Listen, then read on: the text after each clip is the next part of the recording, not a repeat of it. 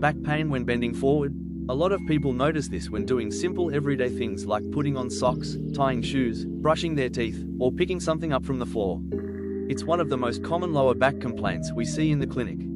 When you bend forward, the lower back has to move smoothly while the surrounding muscles control and support that movement. If certain muscles become tight or overloaded, the spine can start to feel stiff or painful during that bending motion. The muscles that commonly contribute to this are the lumbar paraspinal muscles, which run either side of the spine and help control bending and returning back to standing. These muscles work all day to stabilize the spine when we sit, stand, walk, or lift. Over time, things like long periods of sitting, repetitive lifting, sudden increases in activity, or reduced movement through the hips can place extra load on these muscles. When that happens, they can become tight and overactive, which may limit movement through the lower back and create discomfort when bending. In this video, one of our therapists is working through the lumbar muscles using targeted soft tissue treatment.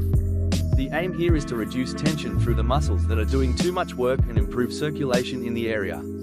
When these muscles begin to relax, the spine often starts to move more freely again. For many people, that means bending forward becomes less restricted and more comfortable. However, as physiotherapists, we're not just interested in temporarily loosening the muscles.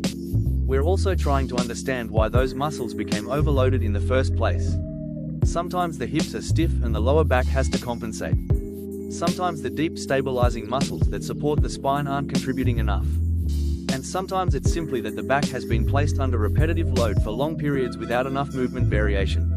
A thorough assessment helps identify exactly which structures are contributing to the problem and during which movement symptoms appear.